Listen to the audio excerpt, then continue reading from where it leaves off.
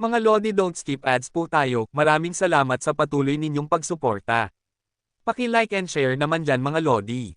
At sa mga gustong mag-donate sa ating GCash or regular na load, mag-comment lang po tayo. Para patuloy tayong makapag-upload ng mga bagong kabanata. Marami pong salamat.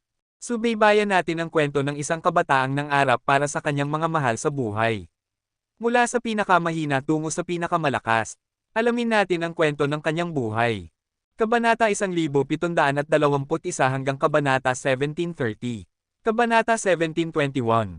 Pagkaraan ng kalahating araw, ang barko ay patuloy pa ring mabagal na gumagalaw. Bumababa na ito ngayon at tiningnan ni Hansen ang bintana. Ang barko ay nasa proseso ng paglipad malapit sa isang bundok. Habang papalapit sila, nakita ni Hansen na naglalagay sila sa isang lambak. Nang tumingin pababa si Hansen, isang kakaibang tanawin ang nakita ng kanyang mga mata. Ang lambak ay hugis tulad ng isang malaking bakas ng paa ng baka, at ang bundok na malapit dito ay pinutol sa isang anggulo ng 90 grado. Lambak ng paa ng baka. May xenogeneic ba dito? Tumingin si Long at kumunat ang noo. Long, kilala mo ba ang lugar na ito? Tumingin si Hansen kay Long. Ganoon din sina Souto at Kun. Sinabi ni Long, nanggaling ako sa isang lungsod na malapit sa lambak ng paa ng baka, at madalas akong bumibisita rito.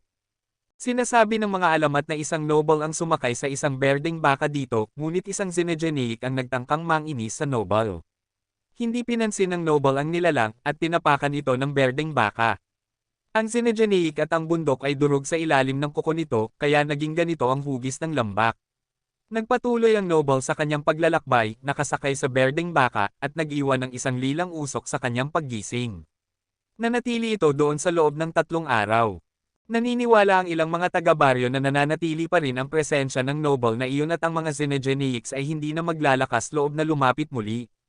Maraming tao ang lumipat malapit sa lambak, nagtipon sa isang bayan na angkop na tinawag na bayan ng paa ng baka. Mukhang hindi na sila kayang protektahan ng noble, bagaman, dahil may dumating na xenogeneic ngayon. Lahat ay nagbuntong hininga matapos marinig ang kwento. Naisip ni Hansen na kakaiba ang kwento, bagaman. Ang nabanggit na noble ay parang pamilyar sa kanya. Parang isang tao mula sa alyansa. Ang barko ay huminto sa lambak, at lahat ng sundalo ay bumaba sa barko at pumila sa harap nito. Ang mga sandata tulad ng mga baril ay hindi gagana sa mga xenogeneics, kaya gagamitin nila ang mga sandata sa pakikipaglaban. Bukod sa kanilang mga Geno armor, binigyan sila ng kalasag at isang metal na espada. Mayroon silang flare gun sa kanilang mga baywang, ngunit hindi ito para sa mga sandata. Para ito sa pagbibigay ng signal tuwing matagpuan ang xenogeneic. Nakita rin ni Hansen ngayon ang noble ng pangkat ng pangangaso ng Black Gold. Lumapit siya sa kapitan. Siya ay isang may edad ng lalaking Kate, at ang kanyang mga tainga at buntot ay dilaw at puti. Tinawag siya ng kapitan na Mr. Tiger. Ang kapitan at si Mr. Tiger ay nagdirekta sa pangkat patungo sa isang kalapit na bayan. Bago makarating si Hansen sa pasukan, nakita niya ang ilang bangkay na nakakalat sa isang bukid. Sila ang mga namatay na residente ng bayan. Lahat sila ay Kate, at lahat sila ay nasa pira-pirasong karne. Marami ang tuluyang naputol ang ulo. Isang napakadugo at nakakatakot na tanawin. Sinuri ni Hansen ang kanilang mga sugat at natukoy na sila ay napatay ng mga kuko ng isang bagay. Sinabi ni Nine Life Cat na hindi siya malugod sa Geno Universe. Xenogeneic ba siya, marahil? Naisip ni Hansen sa kanyang sarili. Hindi naman naisip ni Hansen na si Old Cat ang gumawa nito. Mukhang hindi siya sapat na nababagot para umatake ng mga random na taga-baryo, at ang mga kuko ay parang iba sa mga kuko na taglay niya. Sumunod at panatilihin ang porma sayon. Sigaw ng kapitan, na nagtutulak sa kanilang lahat. Ang mga xenogeneics ay makapangyarihang mangangaso at nakakatakot na mga mamamatay tao. Maliban kung mayroon kang kalamangan, imposibleng makita sila.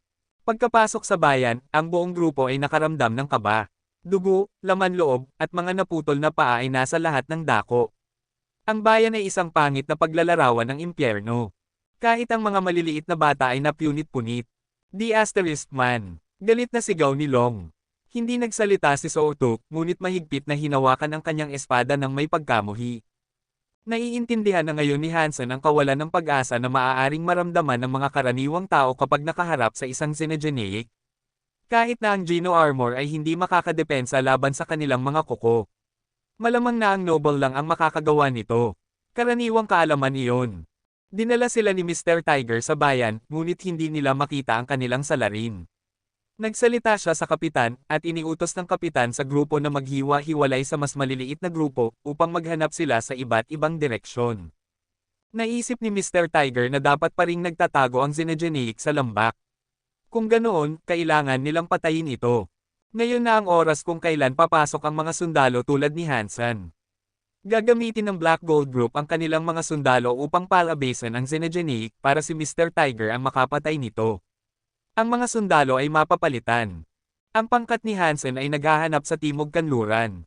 Napanatili nila ang porma sayon, hawak ang kanilang mga kalasag sa gilid. Dahan-dahan silang lumapit sa kanilang itinalagang lugar. Wala sa mga sundalo ang maglalakas loob na isugol ang kanilang buhay para sa iba. Ang mga kalasag na ginagamit nila ay matibay, ngunit makakaligtas lang sila ng ilang pag-atake bago masira, sa pinakamarami. Inilabas ni Hansen ang kanyang Northern King Glove at inilagay ito sa kanyang bulsa. Ang kanyang Spell Geno Armor ay hindi kasing lakas ng guwantes. Ang guwantes ay isang Geno weapon. Ito ay isang bagay ng noble. Naisip ni Hansen na malamang na mababa ang antas nito, ngunit hindi niya magagamit ang buong kapangyarihan nito kahit na ano. Patuloy na naglakad ang mga sundalo sa mga nakakatakot na tanawin ng karahasan, ngunit hindi sila ma-distract ng kalupitan. Kung hindi, magiging katulad sila ng mga taga-baryo. Napakasentro ni Hansen, at kahit na ang kanyang Damshan aura ay hindi maabot ng malayo, naramdaman niya mas mahusay siya kaysa sa iba pang mga sundalo. Pang! Dahan-dahan silang sumulong, ngunit bigla, may narinig na putok ng baril mula sa hilaga. Dinala ng hangin ang ingay ng mga putok ng baril at ang tunog ng mga taong sumisigaw. Natagpuan na, lahat ay pumunta sa sektor ng hilagang kanluran. Ang komunikador ay nagsalita ng isang boses. Kinilala ng kapitan, at pagkatapos ay iniutos sa grupo na lumiko. Ngunit bigla, huminto si Hansen. Nakita niya ang isang anino na tumatakbo sa isang eskinita, papunta mismo kay Sooto. Nakaharap si Sooto sa kapitan, kaya hindi niya alam na may anino na papalapit sa kanya. Mag-ingat, sigaw ni Hansen. Tumakbo siya sa harap ni Sooto, ngunit huli na para hilahin ang lalaki. Sa halip, nagpadala si Hansen ng sipa sa likod ni Sooto bago tumalon palayo. Ang itim na anino ay dumaan mismo kina Hansen at Sooto, halos mahawakan sila. Nang marinig ito ng lahat, nagbago ang kanilang mga mukha habang sumisigaw sila, Zinegenic. Kabanata 1722. Nalaman ni Hansen kung ano ang nakikita niya. Batay sa hitsura nito, isang Kate ito. Mukhang tao ito, ngunit may mga tainga at buntot ng pusa rin. Ibig sabihin, isang Kate ito. Pero iba ito sa ibang mga taong Kate na nakita ni Hansen. Wala itong Geno armor, at ang mga kuko nito ay kalahating talampakan ng haba. Parang mga espada ang mga ito, at kumikinang ng fluorescent blue na kulay. Ang mga mata ng nilalang ay kumikinang din ng pula. Hindi huminto ang Zinegenic matapos dumaan kina Hansen at Sooto, at dumiretso ito kay Long. Ang mga kamay nito, na may tiglimang kuko na parang mga kutsilyo, ay kumikislap patungo sa ulo ni Long. Masyadong mabilis ito, at wala ng oras si Long para umiwas sa pag-atake. Sumigaw siya, itinaas ang kanyang kalasag, at hinarang ang pag-atake. Katsa! Ang matutulis na kuko ay winasak ang kalasag at tumagos ng diretso sa kanyang Geno armor at balat, nag-iiwan ng 5 sugat na dumudugo ng husto. Sa kabutihang palad, nasipsip ng kalasag ang karamihan sa pinsala, at ang mga tama na natanggap niya ay hindi kalahati kasing sama ng sana ay naging. Kaagad pagkatapos, dumiretso ang Zinegenic sa isa pang sundalo. Ang sundalong iyon ay masyadong nagulat at nakalimutan ng umiwas. Nanginginig ang mga binti nito habang papalapit ang Zinegenic, hanggang sa sandaling winasak ng nilalang ang ulo nito at pininturahan ang paligid ng utak nito. Umatras! Umatras! Pinaputukan ng leader ang kanyang baril sa Zinegenic. Nang tumama ang mga bala sa kalaban, nag-crackle ito laban sa kanya na parang mga paputok. Hindi man lang nito nabasag ang balat nito. Ulat! Natagpuan ng Zinegenic sa Timog Kanluran. Sinigaw ng leader ang kanyang ulat sa kanyang telepono, habang patuloy na binabaril ang kaaway. Parang hindi man lang napansin ng Zinegenic ang mga bala. Tumalon lang ito pabalik kay Long, nakakabangon lang. Naging puti ang mukha ni Long. Huli na para umiwas siya, at wala siyang kalasag. Itinaas niya ang kanyang espada at ibinaba ito patungo sa kamay ng Zinegenic. Hinawakan ng kamay ng Zinegenic ang espada. Marahan itong pinindot ng nilalang, at nabasag ito. Ang kabilang kamay ng nilalang ay sumusulong para hawakan ang ulo ni Long. Wala nang matatakbuhan si Long at nawalan na siya ng pag-asa. Umatras siya, gustong makatakas, ngunit mas mabagal siya kaysa sa sina Geneik. Ang pag-iwas ay isang walang kabuluhang pagsisikap. Habang pababa na ang kamay para mailagay sa mukha ni Long, isang kamao na nakabalot ng itim na armor ang lumitaw sa itaas niya. Sinuntok nito ang Geneik sa sentido, na itinulak ang nilalang palayo. Hindi nasaktan ang Geneik sa suntok, ngunit nakalaya si Long. At nang lumingon siya para tingnan ang kamao tagapagligtas, napansin niyang gawa ito ni Hansen. Tumingin si Long kay Hansen ng may komplikadong ekspresyon. Nagulat din si Hansen sa ginawa niya. Pinagsama niya ang lahat ng lakas ng kanyang spell Geno Armor para maibigay ang suntok na iyon. Sinuntok niya ang ulo ng Geneik, ngunit ang tanging nagawa lang nito ay mapatalon ang nilalang ng ilang hakbang. Hindi maihahambing ang Geno Armor sa Geneik. Tumingin ang Geneik kay Hansen at pagkatapos ay tumalon patungo sa kanya. Napakabilis nito, parang anino lang. Tumakas. Binuhat ni Sooto si Long at sumigaw kay Hansen. Hindi naman makatatakbo si Hansen sa kanilang kalaban. Hindi naman planong tumakbo ni Hansen. Napakakalma at tiwala siya, at ang mga hakbang niya ay kasing lambot ng pag-usad ng ahas. Ibinaba niya ang kanyang sarili sa isang magandang posisyon ng pakikipaglaban. Mas malakas ang kapangyarihan ng Geneik kaysa kay Hansen, ngunit hindi ibig sabihin na hindi niya ito mapapantayan. Ang kapangyarihan at bilis ni Hansen ay walang maihahambing sa maaaring makamit sa Geno Universe, ngunit ang kanyang mga kasanayan sa pakikipaglaban ang pinakamahusay. Pinilit ni Hansen ang kanyang paggalaw sa pinakamataas, na nagpapagalaw sa kanyang katawan pataas at pababa, pakaliwa at pakanan. Walang sino man ang makakahula kung saan siya pupunta. Sinubukan ng Geneik na tumalon at mahuli si Hansen, ngunit hindi nito mahawakan ang kahit isang daliri nito sa kanya. Naparalisa sa pagkabigla sina Sooto at ang pangkat sa tanawin. Kahit na isang hakbang lang ang layo ng nilalang kay Hansen, hindi siya natatakot. Ang bawat galaw niya ay ginawa ng may ganap na kapanatagan at kalmado, at nagawa niyang iwasan ang mga pag-atake ng Geneik sa bawat pagkakataon.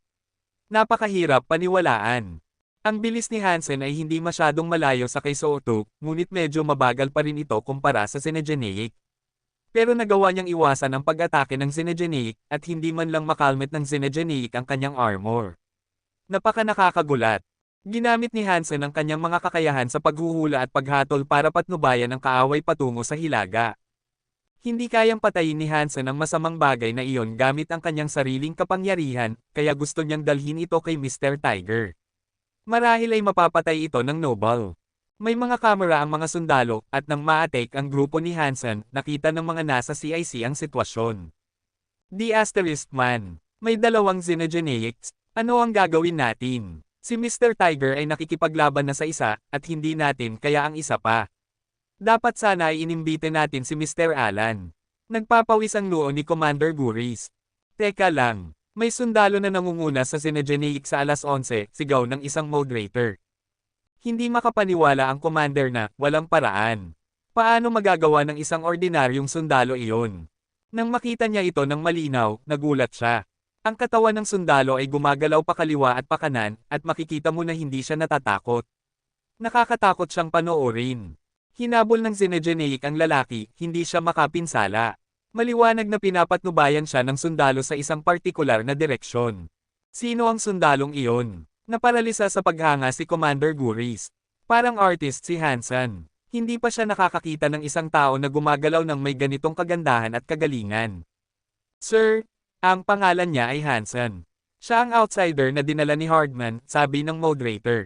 Ang outsider na nakagawa ng pagtunog ng mga bulaklak ngunit nabigo na maging isang noble. Bamulong sa kanyang sarili si Commander Guris. Pagkatapos, nagbago ang mukha niya.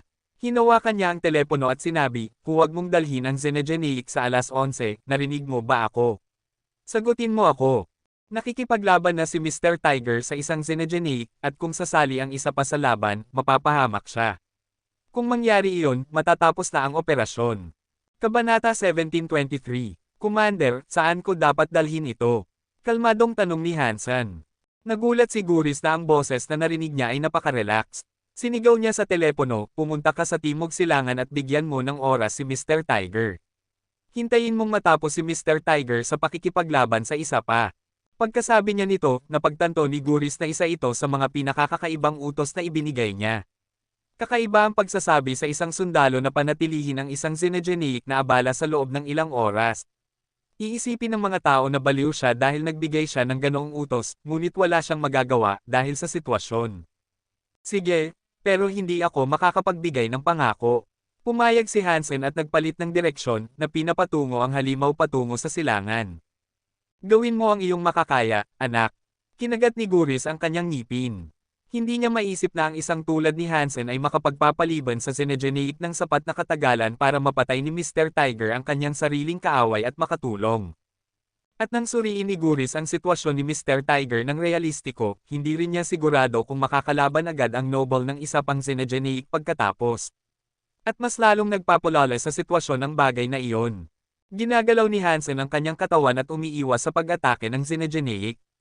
Dinala niya ang Xenogenic patungo sa timog silangan gaya ng iniutos sa kanya, ngunit hindi niya planong maghintay na matapos si Mr. Tiger sa pakikipaglaban sa kanyang sariling Xenogenic. Matapos dumaan sa ilang kalye, pumasok si Hansen sa isang gusali. Sinadya niyang sinira ang kanyang kamera at ang kanyang komunikador para maiwasan ang mga nakamasid na mata ng iba at panatilihin silang nasa dilim. Habang pinapatungo ni Hansen ang Xenogenic, sinuntok niya ang nilalang ng maraming beses. Wala naman sa kanyang mga suntok ang epektibo. Wala ang Xenogenic na Geno Armor, ngunit mas malakas ito kaysa sa isang nakasuot na cape. Bilang resulta, hindi makapinsala si Hansen sa katawan ng nilalang. Matapos umiwas si Hansen sa susunod na pag-atake ng Xenogenic, isinuot niya ang guwante sa kanyang kamay. Sa alyansa, hindi nagagamit ni Hansen ang Northern King Glove habang nakasuot ng armor dahil wala siyang sariling Geno Armor. Ngayon na nakagawa na siya ng kanyang sariling hanay ng armor, hindi na ito problema. Kaya, nagawa ni Hansen na isuot ang guwante sa kanyang kanang kamay at gawin itong parang isang gauntlet. Umiwas si Hansen sa isa pang pag-atake ng Xenogenic, at nagbigay ng suntok sa tiyan ng halimaw habang ginagawa niya iyon. Pang! Tumama ang kamao sa tiyan, at nag-echo ito na parang tambol. Hindi nito nabasag ang laman, ngunit nagsuka ng dugo ang Xenogenic. Parang nasugatan ito kaagad. Hindi naman talaga ito nagpabagal sa pag-atake. Lumapit ito kay Hansen nang may hindi nabawasan na pagkauhaw sa dugo. Nakipaglaban si Hansen at umatras habang ginagawa niya iyon, umatras sa silong ng isa pang gusali. Sinuntok niya ang Xenogenic na nakakatakot ang katawan. Sa puntong ito, dapat na sinuntok na niya ito ng kanyang guwantes ng isang dosenang beses. At habang dumudugo ng husto ang halimaw, tumanggi itong mamatay. Isang napakamalakas na kalaban ito. Kung mayroon lang akong espada na matalas, mapapatay ko silang lahat, naisip ni Hansen, naiinis dahil wala siyang self-Geno weapon. Hindi niya magagamit ang buong kapangyarihan ng Northern King Glove. Kung kaya niya, madali niyang mapapatay ang Xenogenic. Maraming enerhiya ang nagamit ni Hansen sa laban. Masyadong malakas ang kapangyarihan ng Geno Universe. Naubos ang kanyang enerhiya ng mabilis dahil sa paulit-ulit niyang paggamit ng kapangyarihan, at nakipaglaban si Hansen sa Xenogenic ng buong pagsisikap at enerhiya na kaya niyang ilaan. Ngunit pagkaraan ng ilang sandali, nakaramdam siya ng matinding pagod. Habang susuko na si Hansen at ibabalik ang kaaway kay Mr. Tiger, nakaramdam siya ng isang bagay na napakainit sa kanyang likod. Ito ay ang tato ng 9 Life Cat na nag-iinit sa kanyang likod na parang bagong tatak. Nakaramdam si Hansen ng matinding sakit dahil dito, ngunit bigla, nawala ang kanyang pagod. Ang mainit na kapangyarihan ay nag-alab sa loob niya, at ang mga selula ng kanyang katawan ay sumabog na parang bulkan. Para bang puno na siya ng kapangyarihan. Pang! Sinuntok muli ni Hansen ang Xenogenic na nagpadala ng nilalang na lumilipad. Tumama ito sa isang pader na semento at nag-iwan ng malalim na butas dito. Bumagsak ang Xenogenic sa sahig, nagsusuka ng dugo. Ang bahagi ng dibdib ng nilalang na tumama sa kamao ni Hansen ay nasunog na parang tatak ng kanyang nag-aapoy na kamao. Siyempre, natuwa si Hansen tungkol dito. Tumakbo siya palapit at binigyan ng isa pang suntok ang Xenogenic. At kung saan tumama ang susunod na kamao, ang buong bahagi ng balat ng halimaw ay naging itim. Sinuntok niya ito ng 3 beses pa, at sa huli, nabasag at nagkaguho ang dibdib. Ang natira ay isang itim, nakabukas na butas kung saan dati ang puso. Patay na ito. Xenogenic Baron Hunted, Xenogenic Gene Found. Marahil dahil iniwan niya ang santuwaryo, pero parang nagbago ng kaunti ang mga patakaran. Parang nagiging mas malabo ang mga anunsyo. Nang mamatay ang Xenogenic, nawala ang init sa likod ni Hansen. Bumalik sa normal ang kanyang kondisyon. Bago pa siya makapag-isip tungkol sa nangyari sa tato, tumalon si Hansen patungo sa nilalang at hinugot ang 10 kuko nito. Ang mga kuko ang lugar kung saan nag-mutate ang bagay na iyon. Marahil dahil patay na ito, mas mahina ang katawan ng halimaw. Madali nang maalis ni Hansen ang matutulis na asul na kuko.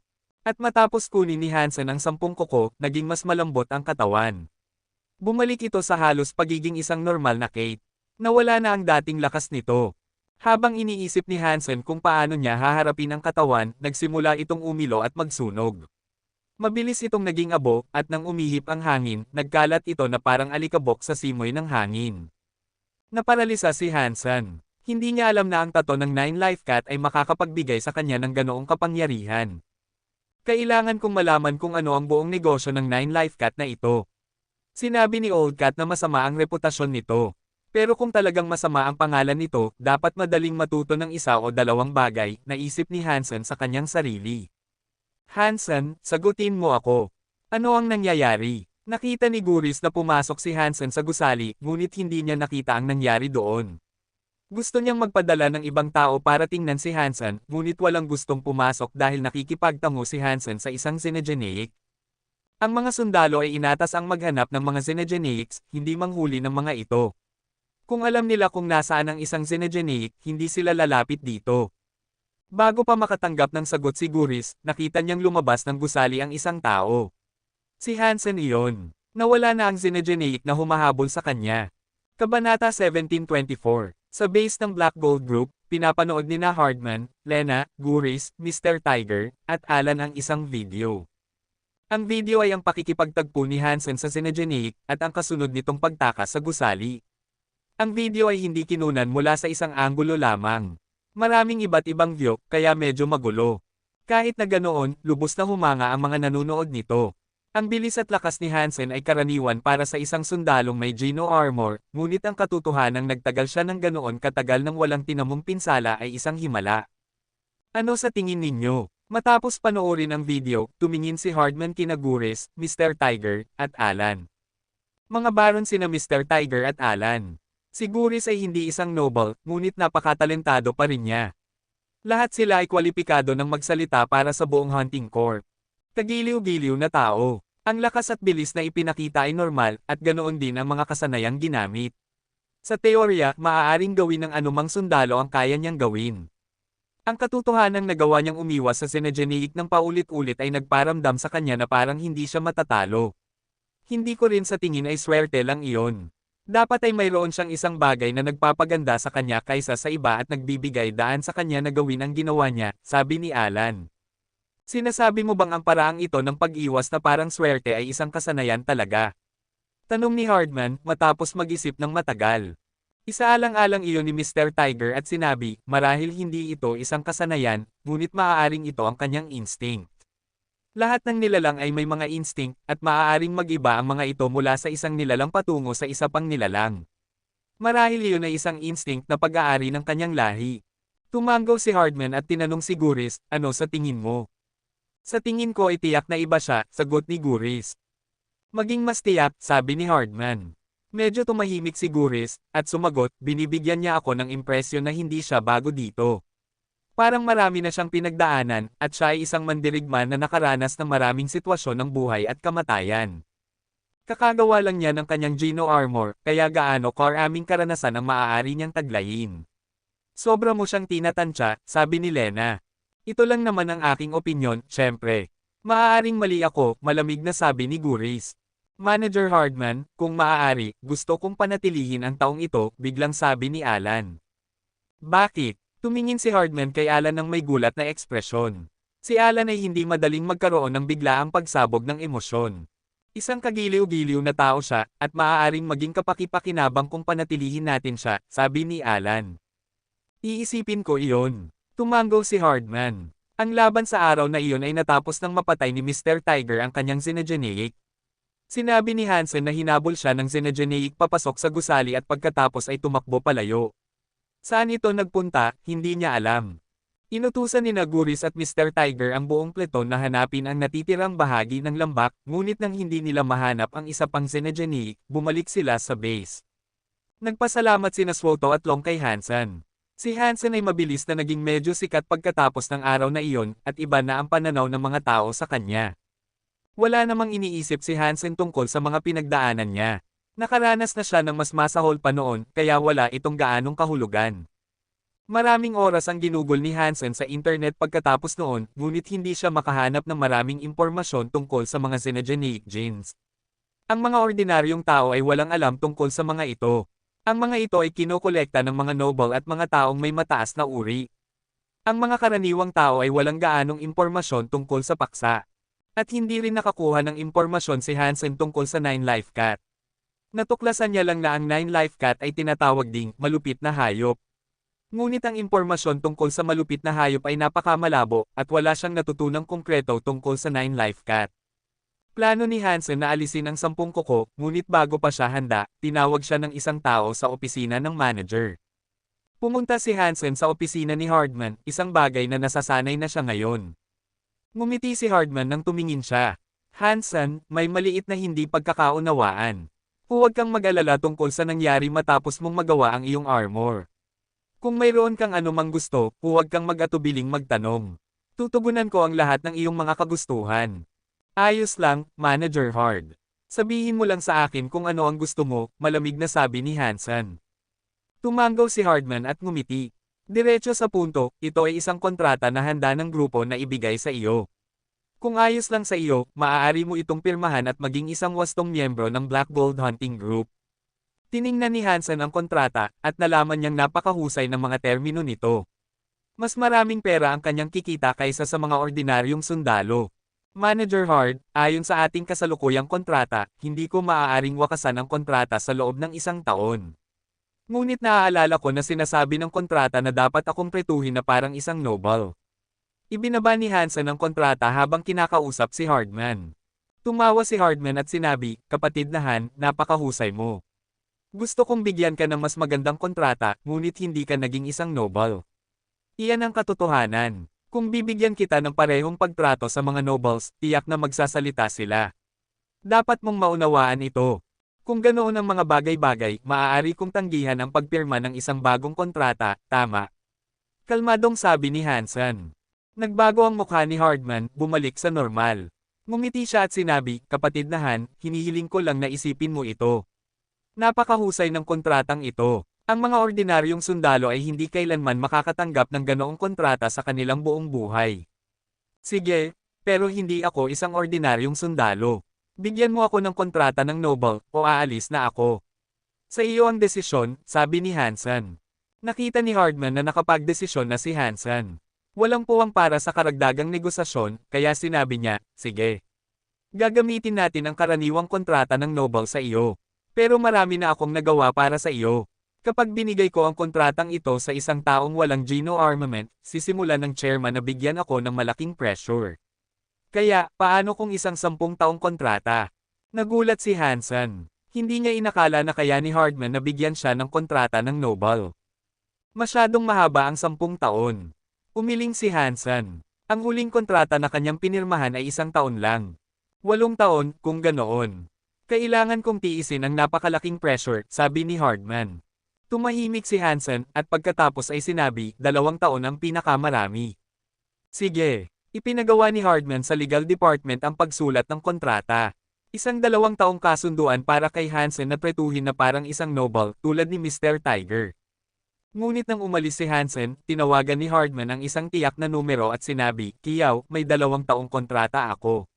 Maaari na tayong magpalitan ngayon. Kabanata 1725. Mabilis na nalaman ni Hansen na pinapahiram siya ni Hardman sa isang pangkat ng pangangaso na tinatawag na wizard. Isang napakaliit na pangkat ito. Pribado rin itong pinapatakbo ng isang may-ari na nagngangalang Kiyaw. Hindi isang makapangyarihang negosyo ang pangkat at ang mga mas mababang miyembro at kagamitan na ginagamit nila ay patunay nito. Inilipat si Hansen sa kanlurang bahagi ng isang lungsod na tinatawag na Gran. Sinabihan siya na pinapahiram siya, ngunit parang mas katulad ito ng pagbebenta. Ang kontrata ni Hansen ay nasa pagmamay-ari na ngayon ng pangkat na ito, at kung gusto niyang umalis, 2 taon ang kailangan bago niya wakasan ang kontrata. Tinitiyak ito ng batas ng Kate. Sa opisina ng manager ng Black Gold Group, tumawa si Lena at sinabi, Manager Hard, magandang negosyo iyon. Ibinente mo si Hansen sa magandang presyo. Nabawi mo pa ang lahat ng perang namuhunan mo sa kanya. Hindi ko maisip kung bakit gusto siya ni Kiao ng husto. Magaling si Hansen pero hindi siya isang noble. Walang paraan para makapatay siya ng Zinedine. Google niya ang napakaraming pera para dito at ang patuloy na bayad para kay Hansen sa kanyang trabaho. Parang napakabobo. Ngumiti si Hardman at sinabi, kailangan niyang gawin iyon. Patay na si Oldway, kaya wala nang iba pang malapit sa pagiging noble sa wizard. At walang matinong nobles ang handang pumunta roon dahil sa ganoon, halos tapos na ang pangkat. Sa hindi malamang dahilan, narinig niya ang tungkol kay Hansen. Binayaran niya ang halagang ito sa isang all-or-nothing gambat. Ginagamit niya ang isang tulad ni Hansen bilang kanyang huling pagtaya. Nakakaawa iyon. Tumawa si Lena. Kahit na magaling si Hansen, hindi siya kasing galing ng isang noble. Napakamapanganib ng paraan ng pakikipaglaban niya sa Zinedine. Kung nagkamali siya ng isang hakbang, mamamatay siya. Maswerte siya na nasa panig niya ang swerte ng araw na iyon. Nagpaalam si Hansen kay Sootu, nag-impake ng kanyang mga gamit, at umalis sa base ng Black Gold. Sa labasan, may isang pulang kotse na naghihintay para sunduin siya.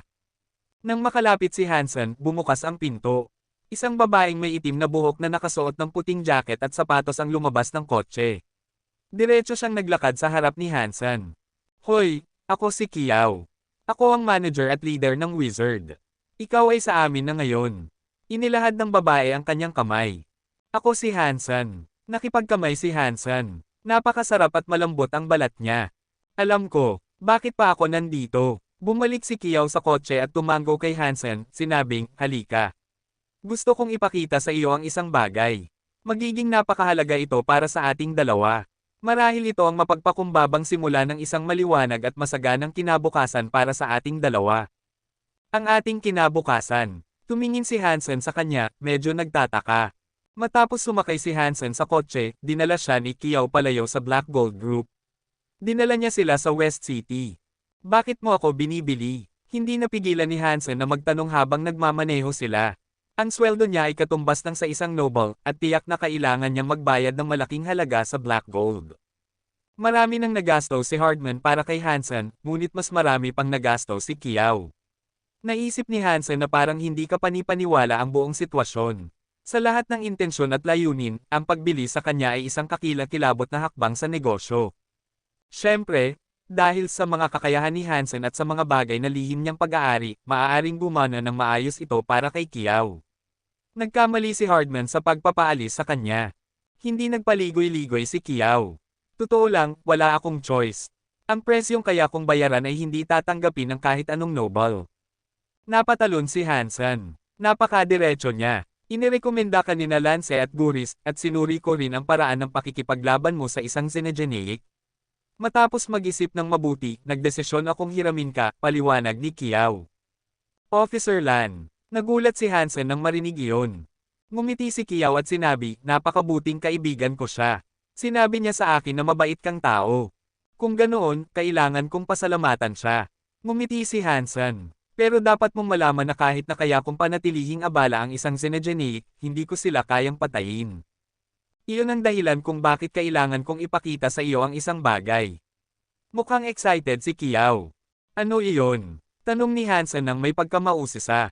Malalaman mo, hindi direktang sumagot si Kiao sa pagkakataong ito, ngunit mukhang tiwala siya. Dinala sila ng kotse sa isang malaking bahay.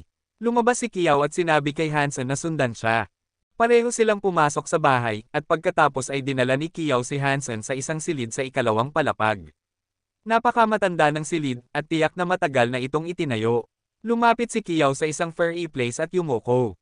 Ipinasok niya ang kanyang ulo at naghanap ng ilang sandali, pagkatapos ay hinailan niya ito pabalik. Natabunan siya ng suit ngayon, pati na ang kanyang mukha. Pero mukhang seryoso pa rin siya, sa kabila ng nakakatawang hitsura niya. Nakita ni Hansen na ang kanyang kamay ay may hawak na isang parihabang kahon. Mukhang gawa ito sa metal. Marahil ay nasunog ito ng matagal, ngunit itim ang kulay nito na parang soot. Parang kakakuha lang ito mula sa isang timba ng tinta. Inilagay ito ni Kiao sa isang mesa at pinunasan ang kanyang mga kamay. Kinuha niya ang 2 kontrata at sinabi, pirmahan mo ang mga kontratang ito at maaari mong gamitin ang kahon. Ano ang nasa loob? Tanong ni Hansen, nakatingin sa kahon. Buksan mo. Binato ni Kiao kay Hansen ang isang susi. Kinuha ni Hansen ang susi at itinaas ang takip ng kahon. Medyo mabigat ito. Binuksan ni Hansen ang kahon at nakakita ng isang punyal sa loob. May hawakan ito, at ang buong bagay ay halos isang talampakan ang haba. May talukbong ito, na gawa rin sa metal. Pinalamutian ito ng ilang karagdagang leather trimmings, ngunit hindi masasabi ni Hansen kung anong nilalang ang galing sa katad na iyon. Parang balat ng ahas, ngunit medyo makapal. Ang talam ng punyal ay hubog na parang sungay ng baka. Itim ito at kalahating transparent. Napakaganda ng hitsura nito. Kinuha ito ni Hansen mula sa kahon at tumingin kay Kiao. Tumango si Kiao, at hinugot niya ang punyal mula sa talukbong nito. Pareho ang talam at hawakan, maliban sa mas transparent ang talam.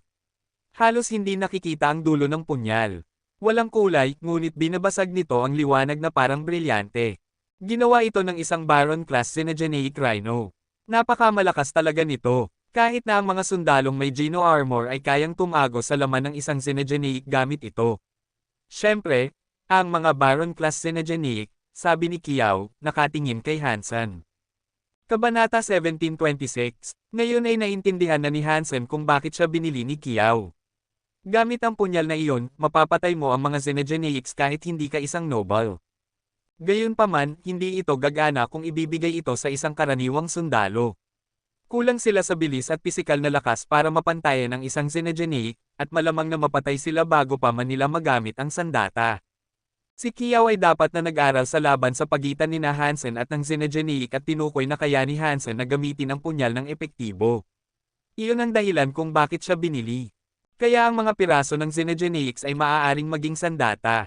Tanong ni Hansen habang nilalaro ang Rhino Horn Dagger. Maraming iba't ibang material na Xenogeneic, at karamihan ay maaaring gamitin upang lumikha ng mga sandata, sagot ni Kiao nang hindi na kailangang mag-isip. Makakain ba natin ang mga ito? Ngumiti si Hansen, na parang nagbibiro. Umiling si Kiao at sinabi, hindi pa ako nakakarinig ng nakakain na material na Xenogeneic. At sino naman ang gugustong kumain? Ang mga unstable genes ay maaaring makaapekto sa mga genes ng iyong buong katawan. Karamihan sa mga ordinaryong tao ay hindi man lang makakadigest sa mga ito. Gayunpaman, ang ilang mga material na Xenogeneic ay maaaring gamitin para sa gamot. Naguluhan si Hansen nang marinig iyon. Kung walang makakakain ng mga Xenogeneic genes, paano niya nagawa iyon? At natunaw ang bagay na iyon sa isang simpleng proseso ng pagpapakulo. Gusto ni Hansen na subukang lutuin ang Rhino Dagger at kainin ito. Sa kasamaang palad, alam niyang hindi talaga ito sa kanya, kaya't inilagay niya sa tabi ang ideya. Tiningnan niya ang kontrata na ibinigay sa kanya ni Kiao, at ang isa sa mga termino ay sinasabi na ang punyal ay ipahiram sa kanya sa loob ng kanyang pananatili sa wizard. Kung umalis man siya sa pangkat, kailangan niyang ibalik ito. Pinirmahan niya ito ng walang pag-aalinlangan. Kailangan niyang makipagtulungan sa wizard sa susunod na 2 taon, at sa ngayon, ang sandatang iyon ay perpekto. Pagkatapos lamang maging bahagi si Hansen ng wizard ay napagtanto niya na ang pangkat ay masama. Ang training base ay naibenta na, at ang sirang lumang bahay na kinatatayuan nila ay naging kanilang bagong base. Iyon lang ang meron si Kiao. At ang tanging ibang miyembro ng pangkat ay isang matandang babae na nagpalaki kay Kiao. Karamihan sa oras ay siya ang namamahala sa mga gawaing bahay. Ibig sabihin, ang tanging tunay na miyembro ng wizard ay sina Hansen at Kiao. Kaya bang patayin ng dalawa sa atin ang mga Xenogeneics? Tanong ni Hansen. Wala silang makakatulong, kaya may buong usapin pa ng paghahanap man lang ng isang Xenogeneic. Kahit na alam nila kung nasaan ang isa, maaaring hindi nila ito mailabas. Ang mga Xenogeneics ay mas mabilis kaysa sa mga ordinaryong nilalang, at napakagaling nilang magtago. Iyon ang dahilan kung bakit maraming tao ang ginagamit ng karamihan sa mga pangkat upang manghuli sa kanila. Naisip ko na ito. Ang mga Xenogeneics ay masasama, ngunit hindi sila maglalakas loob maliban kung may tiwala sila. Kung ang isang noble ay nangangaso sa kanila, may posibilidad na hindi sila maglakas loob na sumalakay. Iba ka naman, hindi ka isang noble, at may posibilidad na gustong-gusto nilang subukang atakihin ka. Bago pa matapos si Kiao, naintindihan na ni Hansen ang kanyang ibig sabihin. Ibinagsak ni Hansen ang kanyang mga balikat. Anong klaseng resource ang kakailanganin ko para sa paggawa ng isang sandata? Kailangan mo ng tamang mga materyales, at kailangan mong maghanap ng eksperto para maggawa nito para sa iyo. Mahirap silang gawin, kaya kailangan mong kumuha ng serbisyo ng isang tunay na propesyonal. Kung hindi, ang sandata na gagawin mo ay maaaring hindi gumana ng maayos. Narinig ko na 30% ang karaniwang porsyento ng tagumpay sa paggawa dahil sa instability ng base resource. Ginamit ng aking ama ang maraming resources sa mga nakaraang taon sa mga paggawa, ngunit nagawa niya lamang na likhain ang punyal na ito, sabi ni Kiao. Kailan tayo dapat mangaso? Tanong ni Hansen dahil kailangan niya na ng mga xenogeneic genes. Naghahanap na ako ng isang xenogeneic. Sa ngayon, dapat kang magpahinga. Makakahanap ako para sa atin bago pa matagal. Inakay ni Kiao si Hansen sa isang silid na magiging kanyang pribadong lugar. Hindi naman masama ang lugar na ito. Mas maganda pa ito kaysa sa Black Gold, kahit papaano. Nasisiyahan si Hansen. Kahit na kailangan niyang hatiin ang kalahati ng kanyang mga gantimpala kay Kiao, si Kiao ang gumawa ng lahat ng mental heavy lifting. Ang paghahanap ng impormasyon at paghahanap ng mga ulat ang ginagawa niya, at iyon ay isang bagay na hindi kayang gawin ni Hansen. Kung walang tulong sa mga ganoong bagay, hindi makakahanap si Hansen ng sarili niya. At kung hindi siya makakahanap ng mga xenogeneics, hindi niya mapapatay ang mga xenogeneics. At binigyan din siya ni Kiao ng Rhino Horn Dagger. Ngayon ay mas madali nang mapapatay ni Hansen ang mga xenogeneics. Higit pa sa tama na bigyan siya ng kalahati ng mga nakuhang gamit. Ang 9 Life Cat ay isang pananagutan din dahil hindi ito palaging gumagana. Hindi niya ito mapagkakatiwalaan. Matapos patayin ang xenogeneic, sinubukan ni Hansen na buhayin muli ang 9 Life Cat ngunit hindi niya magawa. Nang iwan siya ni Kiao para makapag-ayos, nilock ni Hansen ang pinto at siniguradong walang nanunood bago niya ilabas ang kanyang palayok. Inilagay niya ang 10 asul na metal na kuko sa loob para lutuin ang mga ito. Kinabukasan, nang buksan ni Hansen ang palayok, kailangan niyang pigilan ang kanyang ilong. Ang tubig sa palayok ay naging isang bagay na parang umiikot na asul na tinta. Mayroon itong masangsang na amoy. Ginamit ni Hansen ang kanyang kutsara para haluin ito ng mabuti, at napansin niyang natunaw na ang lahat ng kuko. Kakaiba, kung ang mga materyal na xenogeneic ay madaling matuno, dapat alam ng mga tao rito. Walang paraan na magagamit ang mga ito para sa mga sandata. May mali talaga sa lahat ng ito, ngunit kung ano talaga iyon, hindi ko masabi. Kumunat ang noo ni Hansen. Hindi niya malaman kung ano ang nangyayari. Walang kakaiba sa palayok o sa tubig, kaya ang problema ay kay Hansen. Ngunit hindi alam ni Hansen kung ano ang ginawa niya para magbago ang mga sangkap sa ganoong paraan. Ininom ni Hansen ang asul na katas, at agad niyang napansin kung gaano ito kaiba sa bone juice. Hindi man lang ito mainit, sa katunayan ay malamig. Para bang nagyayelo ang kanyang mga buto nang inumin niya ito. Consumed a Baron Xenogeneic Gene.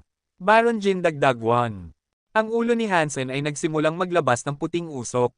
Ang kanyang buhok at kilay ay natatakpan ng makapal na layer ng hamog na nagyelo, at nagsimulang manginig ang kanyang mga ngipin.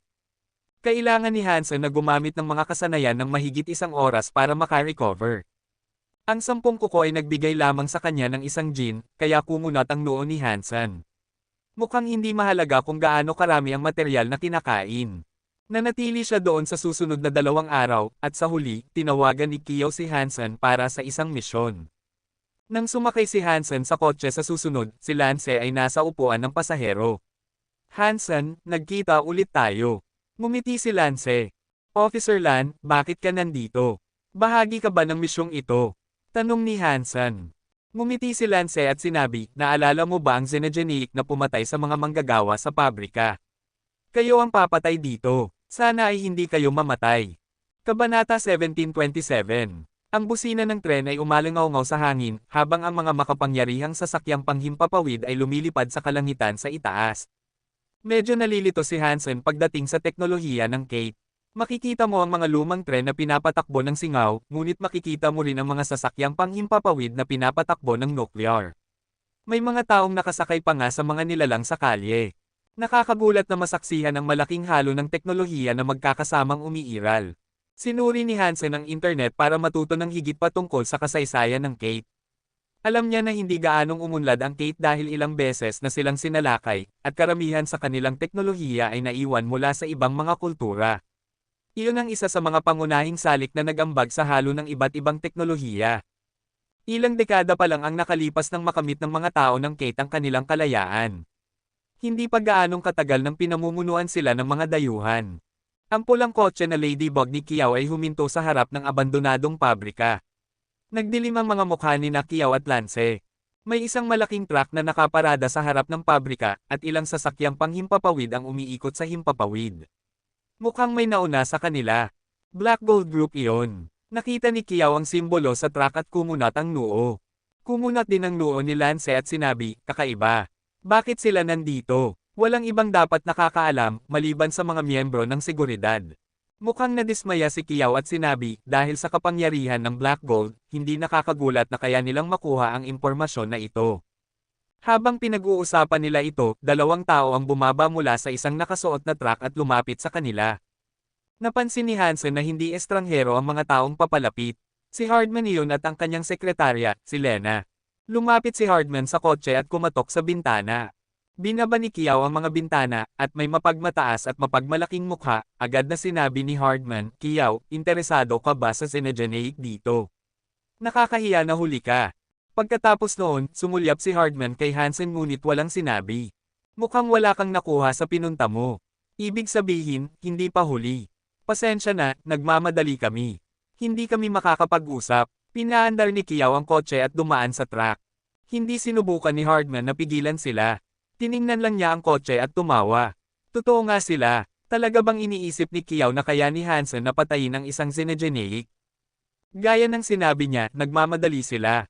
Gagawin ng mga desperadong tao ang anumang bagay. Tumawa rin si Lena. Umiling si Hardman at bumalik sa nakasuot na truck. Si Guris ay nasa loob na nag-uutos sa operasyon.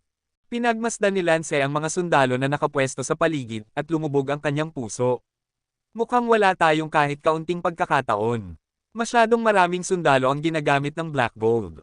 Makikita nila ito bago pa tayo. Marahil hindi, at marahil ay maganda iyon. Nagningning ang mga mata ni Kiao, at binilisan niya ang pagmamaneho. Umupo ka ng maayos, hahatawin natin ang Senegeneic. Nagangat ng alikabok ang kotse habang nagmamadali. Paano nalaman ni Kiao kung saan pupunta? Nagulat na tanong ni Lena. Pinanood niya ang kotse sa pamamagitan ng mga kamera ng Black Gold. Matalinong babae si Kiao. Kahit na sinubukan kong ilagay ang aking mga sundalo para malito siya, nakita pa rin niya ito.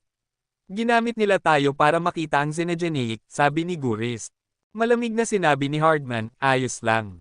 Hayaan mo silang mauna. Sabihin mo kay Mr. Tiger na maghintay sa labas sa halip na pumasok. Kumunat ang noo ni Guris at sinabi, Manager Hard, maganda sana kung madali lang ang pagpatay. Pero hindi basta-basta ang banta ni Kiao at Hansen. Commander Guris, masyado kang nag-aalala. Kahit na ibigay natin sa kanila ang Senegeneic sa isang pinggan, hindi nila ito mapapatay. Hayaan silang maging mga pawn natin para mailabas ang Senegeneic na ito. Mas mabuti na huwag tayong magsakripisyo ng ating sariling mga sundalo, sabi ni Lena. Gawin mo ang sinasabi ko. Dahil nandito si Mr. Tiger, hindi magpapakita ang Senegeneic. Mas mabuti na sila ang mamatay kaysa sa ating mga sundalo, sabi ni Hardman. Hindi na sumagot pa si Guris. Ipinasa niya ang plano sa pangkat at kay Mr. Tiger. Kiao, sigurado ka bang ito ang daan? Wala ang mga tao ng Black Gold dito. Mabilis na sinuri ni Lance ang paligid. Dapat ay nandito ito. Hindi ako niloloko ng kanilang maliit na panlilinlang. Tumingin din si Kiao sa paligid, habang mas binilisan pa ang pagmamaneho. Umiikot ang malalaking ulap ng alikabok sa likuran nila.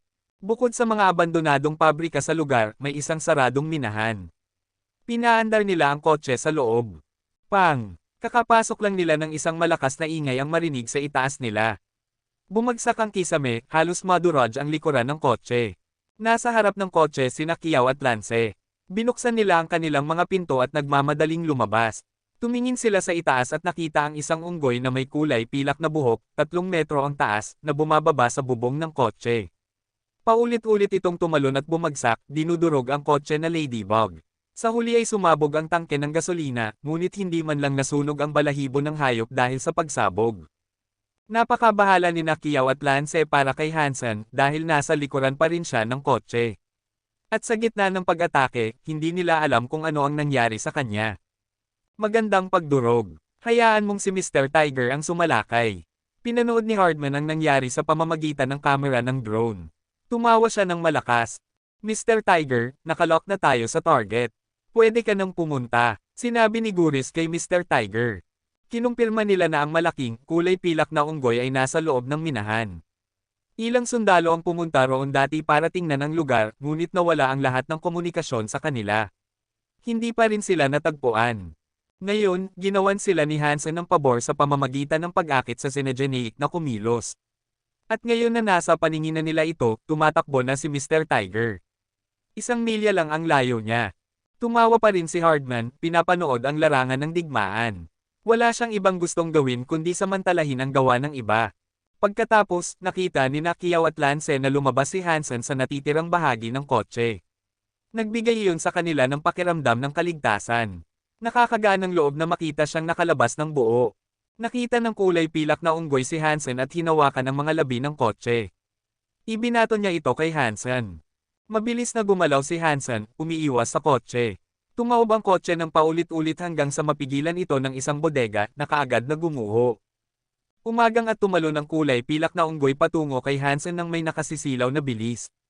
Sumulong si Hansen, dumiretso sa unggoy. Kalmado ang kanyang mga mata na parang tubig sa balon. Nasa kamay niya ang rhino horn dagger, ngunit hindi niya ito hinugot.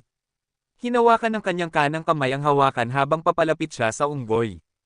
Bata, akin ang biktima na ito. Nasa minahan na si Mr. Tiger, at mukhang excited siya. Kabanata 1728. Para bang nanunood ng pelikula sina Hardman at Lena. Hanggang sa mapatay ang Senegeneic, walang nakakaalam kung sino ang makakapatay sa hayop. Hindi nila inakala na kaya ni Hansen na patayin ang Senegeneic, at talagang nakatulong siya sa pag-akit nito. Napakabait niya. Nagsindi pa nga ng sigarilyo si Hardman para masiyahan sa susunod na mangyayari. Tumingin sina Kiao at Lance kay Hansen at sa kulay pilak na unggoy, umaasa na ang sundalong pinili niya ay makakaharap sa nilalang. Kahit na sumali na si Mr. Tiger sa kaguluhan, may pagkakataon pa rin na makakapatay si Hansen. Umagang si Mr. Tiger habang tumatakbo, hawak ang isang espada na may ulo ng tigre. Itinaas niya ito habang tumatakbo siya patungo sa unggoy. Medyo malayo siya sa nilalang, at bago pa siya makarating sa kalaban, nakadaan na si Hansen sa unggoy. Nang lampasan ni Hansen ang nilalang, may isang kislap ng liwanag sa leeg ng unggoy. Napakaliit nito kaya walang nakakakita. Matapos lampasan ito, huminto si Hansen ng ilang hakbang pagkatapos. Mabilis na lumingon ang malaking unggoy at galit na tumingin kay Hansen. Gusto nitong umungal muli. Pero nang ibukan nito ang bibig, 1 segundo lang ang nagawa nitong maingay. Nanlaki ang mga pulang mata nito dahil biglang nagkahiwa-hiwalay ang leeg nito at nagbuhos ang dugo na parang fountain. Hinawakan ng kulay pilak na unggoy ang leeg nitong may hiwa at bumagsak sa lupa habang nagsimulang magpul at dumaloy ang dugo sa paligid. Pagkatapos ng ilang sandali ng pag-ikot, hindi na gumalaw ang hayop. 20 metro lang ang layo ni Mr. Tiger sa unggoy nang magsimulang bumagal siya. Hindi siya makapaniwala sa nakikita niya. Nasa lupa ang unggoy, at dumudugo ng husto. Hindi makapaniwala sina Kiao at Lance, at nanatiling tahimik sa suspensyon. Sa loob ng nakasuot na truck, nagniningning ang mga mata ni Guris.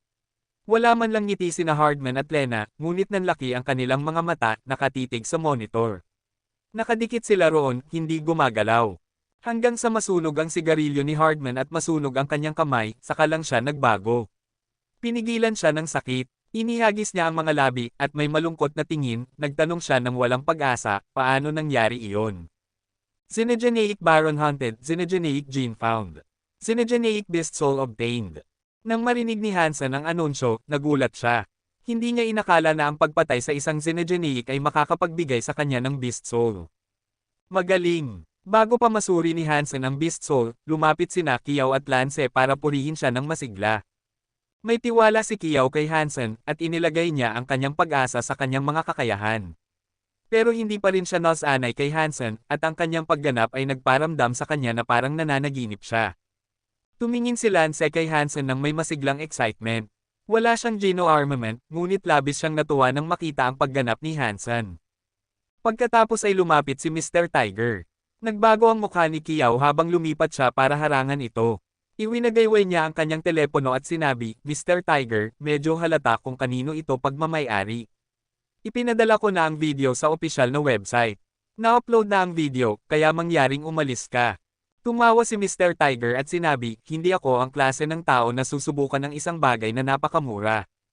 Tumingin si Mr. Tiger kay Hansen at binigyan siya ng thumbs up. Maganda iyon. Salamat, Mr. Tiger. Kung may oras tayo, dapat tayong mag-usap tungkol sa mga kasanayan sa espada. Maaaring hindi gusto ni Hansen si Hardman, ngunit hindi ibig sabihin na hindi niya gusto ang lahat ng kabilang sa Black Gold Group. Hindi kumakatawan si Hardman sa mga individual na nasa ilalim ng kanyang pamamahala. Maganda iyon. Ibigay mo sa akin ang iyong numero, at tatawag ako sa iyo sa ibang pagkakataon, sabi ni Mr. Tiger. Binigay ni Hansen ang kanyang numero ng telepono. Pagkatapos ay tumingin si Mr. Tiger sa katawan ng kulay pilak na unggoy. Pagkatapos noon, tumingin siya sa sirang kotse ni Kiao, tumawa, at sinabi, walang ibang tao sa lugar ngunit maaari kitang ihatid palabas dito. Sa silid ng pagpupulong ng Black Gold Group, paulit-ulit na nagpe-play ang video ni Hansen na pumapatay sa unggoy. Pina-slow down ito, sa isang walang katapusang loop ng pag-playback. Nandoon silang lahat ng magkakasama sina Hardman, Lena, Guris, Mr. Tiger, at Alan. Mayroon ding isang binata sa upuan ng host. Nanood ang binata, habang ang iba ay walang sinabi. Pinanood lang nila ang video kasama siya. Sa wakas, pinahinto ng binata ang video. Tumingin siya kay Hardman at kalmadong sinabi, Manager Hard, miyembro ba ng pangkat ng pangangaso ng Black Gold ang taong ito?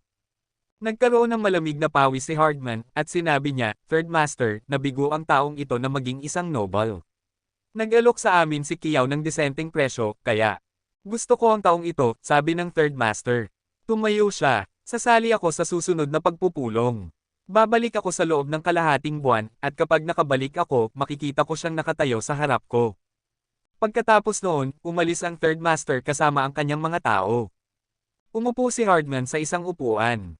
Ang ekspresyon niya ay mukhang kakilakilabot. Manager Hard, nasa problema ka. Tinapik siya ni Guris sa balikat. Nakuha mo si Hansen, pero pagkatapos ay ibinenta mo siya.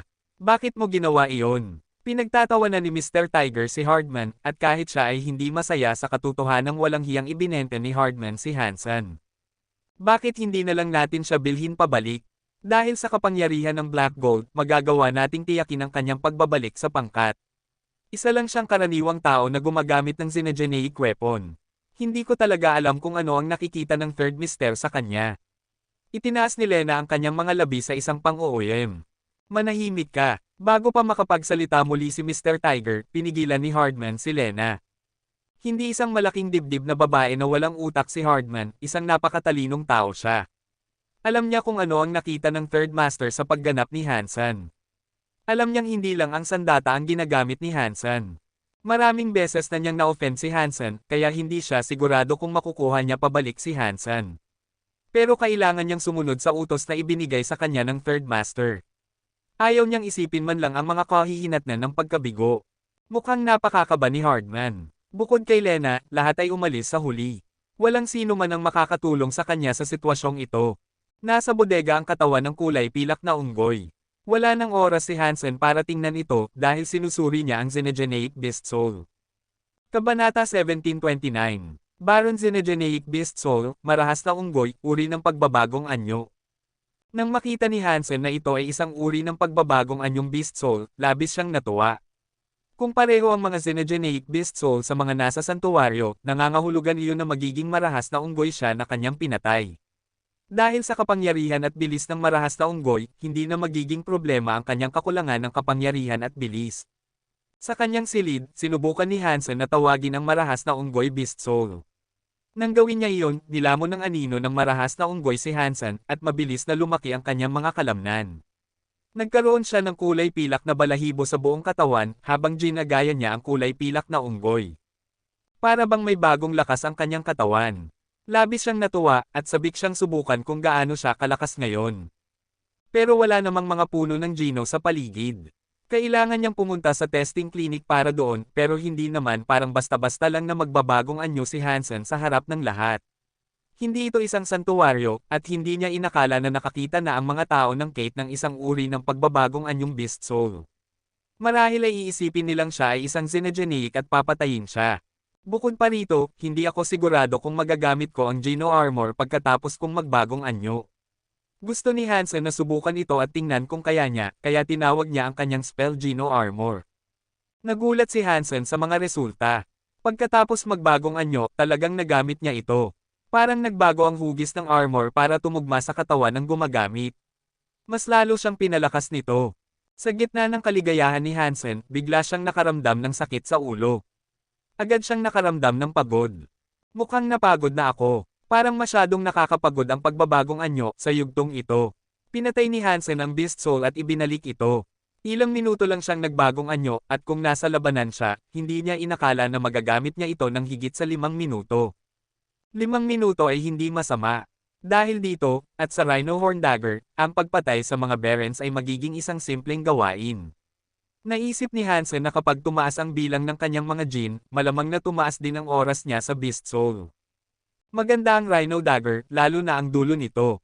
Napakatalas nito at madaling maputol ang balat at laman ng marahas na unggoy. Kung wala ang dagger, alam ni Hansen na maaaring hindi niya ito mapatay. Pero hindi ko alam kung bakit hindi ko ma-activate ang Super King Spirit Mode. Kung kaya ko, mas lalo akong magiging malakas, naisip ni Hansen sa kanyang sarili. Pinaglaruan ni Hansen ang dagger, pinahahalagahan ang kinas nito. Oras na para kumain. Bumaba siya para maghapunan, at nakita niya sina Lance at Kiao na nakaupo sa isang mesa, naghihintay sa kanya. Halika at uminom. Dapat nating ipagdiwang ang tagumpay ng ating unang misyon. Itinaas ni Kiao ang kanyang tasa para mag-toast. Cheers! Itinaas din ni Hansen at Lance ang kanilang mga tasa para samahan siya. Masarap ang pakiramdam ni Hansen na ipagdiwang kasama si Kiao. Pag-usapan natin ang ating gantimpala, ha? Maaari nating ibenta ang katawan ng hayop sa mga opisyal na laboratorio. Dapat ay nagkakahalaga ito ng hindi bababa sa 8,000. Pagkatapos ay maaari nating bayaran si Lance para sa impormasyong ibinigay niya. Hindi, kayo ang pumatay sa Xenogeneic. Malaki ang tulong ninyo sa akin. Ngayon, hindi na kailangang mahirapan ang departamento dahil dito. Pagkatapos ay nagpost si Lance at sinabi, pero kung handa kayong dalhin ang buong katawan sa departamento, maaari kayong makakuha ng malaking bonus. Alam ni Hansen na hindi gaano karaming nobles ang nasa security department. Normal na para sa kanila na kumuha ng mga bounty hunter. Pero mas mababa ang perang matatanggap nila. May plano ako para sa katawan. Hindi natin kailangan ang bonus. Pagkatapos ng hapunan, dapat na hatiin ni Hansen ito para makita ang material sa loob. Ayaw ibenta ni Kiao ang katawan. Pagkatapos kumain, pumunta sila sa bodega na dapat sana ay isang garahe. Nalagay doon ang katawan ng marahas na unggoy. Kinuha ni Hansen ang Rhino Horn Dagger para hatiin ang bagay na iyon. Sanay na sanay si Hansen dito. Lagi niyang hinuhukay ang mga katawan ng mga patay na nilalang sa mga santuwaryo, kaya madali ang proseso. Para kay Hansen, normal lang ito, nakakabagot na trabaho. Pero nang makita ni Kiao at Lance na hinihiwa ng dagger ni Hansen ang mga buto ng unggoy at binabalatan ang balat ng may nakakagulat na katumpakan, nakaramdam sila ng nakakapanindig balahibong panginginig. Parang isang walang puso na magkakarnero si Hansen. Wala siyang pakialam sa buhay. Kaya niyang patayin ang anumang bagay gamit ang kanyang espada, sa isang kisap mata lang.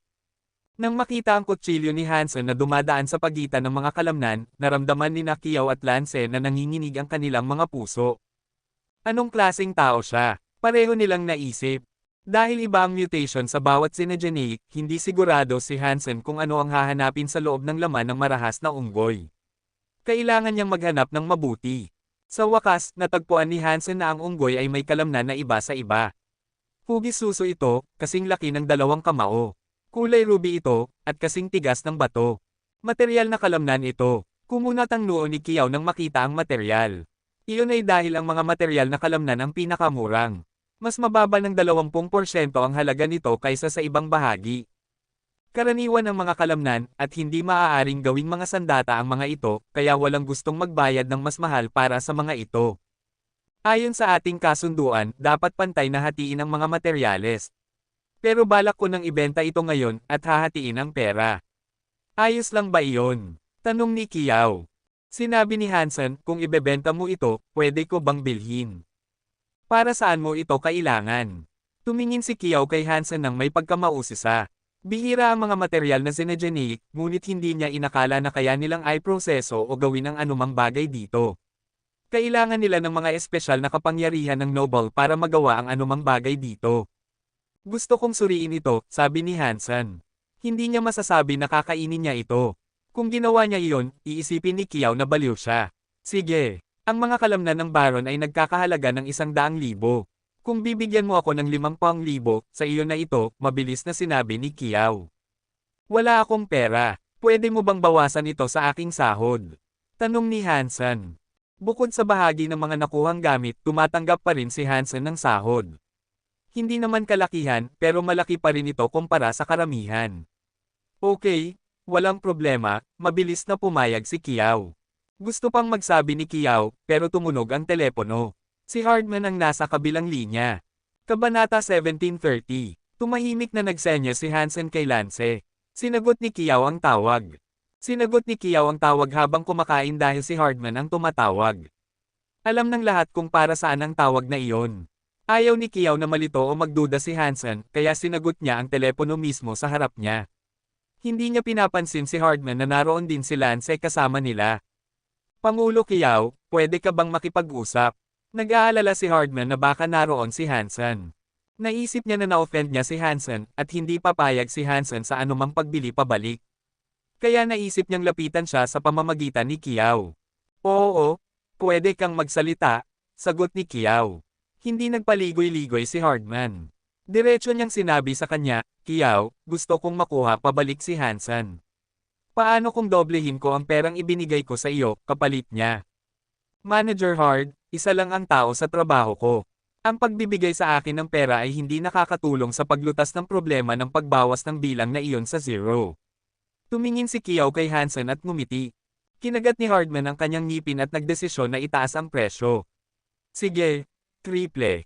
Manager Hard, hindi ito tungkol sa pera. Kahit gaano karaming pera ang ibigay mo sa akin, hindi ko mahahanap ang sinumang papalit kay Hansen. Kailangan pang magpatuloy ang aking pangkat. Hindi nagbago ang mukha ni Kiao, at nanatiling nakangiti siya. Ibig sabihin, sinasabi niya kay Hardman na hindi ibinebenta si Hansen. Wala nang pakialam kung gaano karaming pera ang iaalok sa kanya. Mukhang malungkot si Hardman, kaya nagdesisyon siyang gamitin ang kanyang huling baraha. Pangulo Kiao, paano kung 4 na beses na mas mataas ang presyong binayaran mo sa akin? At makakahanap ako ng ibang baron para palitan siya na may mga kakayahan na katumbas ng kay Hansen. Bukod pa rito, ipahiram siya sa iyo ng 3 taon. Naisip ni Kiao at Lance na kakaiba iyon.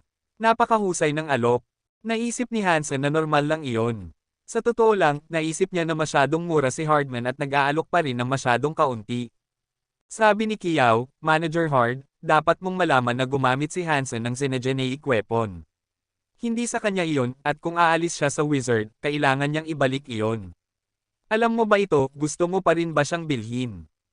Oo, kinagat ni Hardman ang kanyang ngipin. Talagang kailangan niyang bilhin si Hansen para mapasaya ang Third Master. Kung hindi, masama ang mangyayari. Kailangan niyang bilhin siya pabalik sa anumang paraan kahit na kailangan niyang gamitin ang kanyang sariling pera. Pasensya na, nakikita ko ang iyong katapatan pero hindi ko siya ibebenta, matatag na sabi ni Kiao. Mukhang masama ang pakiramdam ni Hardman pero nagpatuloy pa rin siya sa kanyang pagsusumamo. Sabi niya, Kiao, huwag mo muna akong tanggihan. Manalangin ka muna. Sabi mo na umaasa si Hansen sa isang xenogeneic weapon at hindi siya makakalaban ng mga xenogeneics kung wala iyon. Kung may mali, mamamatay siya. Hindi siya isang noble at hindi siya tataas ng antas para patayin ang mas mataas na antas ng mga xenogeneics. Iba ang kwento ng baron na kaya kong ipahiram sa iyo. Bukod pa rito, dahil sa perang ibibigay sa iyo, makakabuo ka ng isang magandang pangkat. Kahit na panatilihin mo siya ngayon, talagang sa tingin mo ba mananatili si Hansen sa wizard pagkatapos ng 2 taon, kapag natapos na ang kontrata? Manager Hard, pasensya na. Hindi ibinebenta si Hansen. Seryosong nagsalita si Kiao. Hindi mo pa kailangang sagutin ako. Mumuli, dapat mong isipin ito. At kung hindi pa rin sapat ang presyo, marami pang pwedeng pag-usapan. Isipin mo muna ito. Isipin mo ito. Pwede tayong mag-usap muli sa ibang pagkakataon. Dumudugo na ang puso ni Hardman. Pagkatapos ng tawag, lumingon si Kiao para kausapin si Hansen. Narinig mo ang sinabi niya. Ano ang mga plano at iniisip mo? Gusto kitang panatilihin, pero kung gusto mong lumipat, hindi kita pipiliting manatili kung saan ayaw mo. Ngumiti si Hansen at sinabi, wala akong masyadong mayaalok sa Black Gold. Bukod pa rito, tamad ako. Ayaw kong mahirapan lumipat. Mukhang masaya si Kiao nang marinig iyon. Itinaas niya ang kanyang tasa para mag-toast at sinabi, Hansen, maaaring hindi ko may pangako sa iyo ang marami ngayon, pero ang isang pangako na kaya kong gawin ay habang nabubuhay ako, sisikapin kong gawing pinakamahusay ang wizard. Uminom tayo sa pag-asa ng mas magandang bukas. Itinaas din ni Lance ang kanyang tasa. Cheers! Nagklink ang mga baso sa isa't isa, isang simbolo ng pangako. Ayaw pumunta ni Hansen sa Black Gold dahil sa kanyang relasyon kay Kiao. Humahanga siya sa kanya, pero naisip din niya na ang pananatili sa wizard ay nangangahulugan ng mas malaking kalayaan. Masyadong maraming patakaran ng Black Gold, at dahil marami siyang pribadong bagay na gusto niyang siyasatin, naisip niya na mas magiging maayos siya kung saan siya naroroon. Dinala ni Hansen ang kulay ruby na kalamnan sa kanyang silid para siyasatin. Mas maganda ang hitsura ng bagay na iyon kaysa sa anumang piraso ng karne. Matigas ito, pero ang taba at karne ay parang nyebe ang lambot. Parang gustong-gusto ng mga tao na lutuin ito na parang magandang steak. Sa pag-iisip lang nito, nagsimulang tumulo ang laway ni Hansen. Nang subukan niyang hilahin ito, hindi niya magawa. Ang Rhino Horn Dagger ay mag-iiwan lang ng mga marka ng liwanag sa ibabaw nito. At kahit na maputol niya ito, hindi niya ito maprito. Ano ang nagbabago sa mga mutated na materyales kapag pinapatunaw ko ang mga ito? Tiyak na may higit pa sa proseso kaysa sa tubig sa isang palayok. Mayroong isang bagay na nakakaapekto sa mga materyales. Kung malalaman ko kung ano iyon, marahil ay masisiyahan ako dito na parang tunay na pagkain. Mag-iisip muna si Hansen ng ilang sandali bago agad na pakuluan ito. Sa mga sumunod na araw, kaunti lang ang gagawin. Bukod sa pagsasanay, sinisiyasat niya kung paano kakain ng mga Xenogeneics. Habang ginagawa niya iyon, may natuklasan siyang kapansin-pansin. Hindi nalaman ni Hansen kung ano ang nakakaapekto sa mga Xenogeneic gene, pero may natutunan siyang medyo kawili-wili. Sinubukan niyang lutuin ang karne ng marahas na unggoy sa apoy. Habang ginagawa niya iyon, napansin niyang nagbabago ang texture ng kalamnan, halos parang natutunaw ito. Natunaw ang kulay ruby na texture sa apoy, at ang parang hiyas na bagay ay nagsimulang mag-transform sa normal na karne. Pareho ito sa paglalagay ng karne sa tubig. Parang nagyayelo ang mga materyales, pero pagkatapos ng mahusay na pagkulo, nagsimulang magmukhang magagandang hiwa ng karne. Alam ni Hansen na hindi ito maaaring isang normal na proseso para sa Planet Cape. Kung ganito ang palaging takbo ng mga bagay, dapat na natuklasan ng mga nilalang sa sansinukob na ito ang proseso bago pa man. Walang paraan na siya ang unang sumubok na magluto ng material ng isang Xenogeneic. Hindi pa rin alam ni Hansen kung ano ang nagdudulot ng mga pagbabago, pero hindi siya gaanong nag-aalala tungkol dito. At least, masisiyahan na siya ngayon dito bilang karne at hindi bilang isang nakakainis na sopas. Nakahanap si Hansen ng isang kawali at kumuha ng pampalasa. Inilagay niya ang natunaw na karne sa kawali, at hiniwa ito sa ilang hiwa ng magandang steak. Inilagay niya ang pampalasa at sinimulang lutuin ito. Ganito dapat mabuhay ang mga tao. Inilagay ni Hansen ang lutong karne sa kanyang bibig at ninuya. Napuno ng katas at pampalasa ang kanyang bibig, at halos mapaungol si Hansen sa sarap.